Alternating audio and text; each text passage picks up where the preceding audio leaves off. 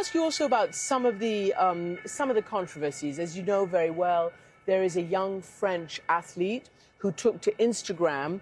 Her name is Sunkamba Sila. She's a French sprinter, and she has been barred from wearing the hijab in the opening ceremonies when the athletes come in. She wrote, "You're selected for the Olympics, organized in your country, but you can't participate in the opening ceremony because you wear a headscarf."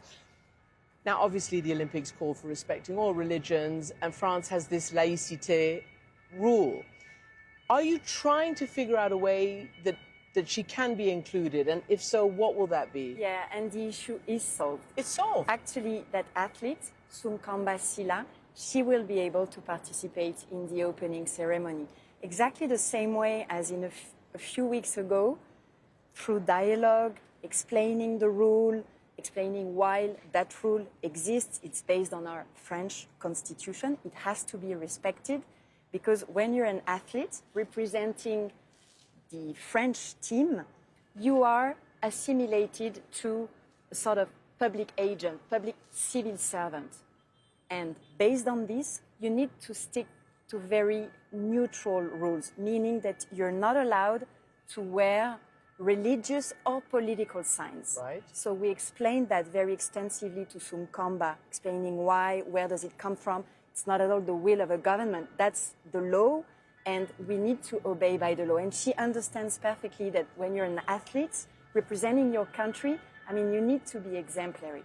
So what we discussed with her is the fact that, you know, she can wear something, but not something that can be assimilated to a religious symbol. So she because can it's a cover her civil hair ceremony. somehow. Yeah, she will, I mean, together with the LVMH, who is Yes.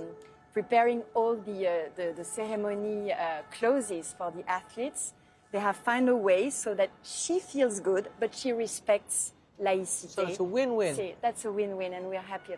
I always say when you're benevolent, when you're constructive, when you're pragmatic, you can have like a solid respect of your rules, but while finding the right, you know, avenues. You can find to a solution. Solutions. Absolutely. You know, and talking about standards and controversies, a convicted child rapist is playing on the Dutch beach volleyball team.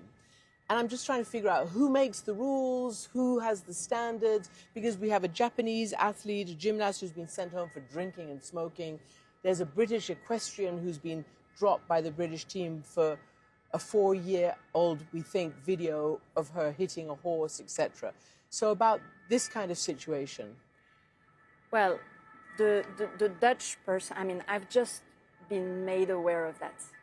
So it's not easy for me to comment right now. What I can tell you is that, of course, as a woman, I am shocked to imagine that someone that has raped a little girl Or a child.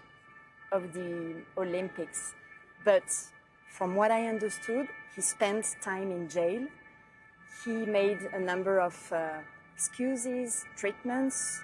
So we need to check, we need to further understand the situation. Apologies? But I want to say, apologies Yeah. is made some as well. But I think what is important to remind is that the decision to select an athlete is taken by the National Olympic Committee. So in that case, the Dutch National Olympic Committee. It's not at all the responsibility of the French state.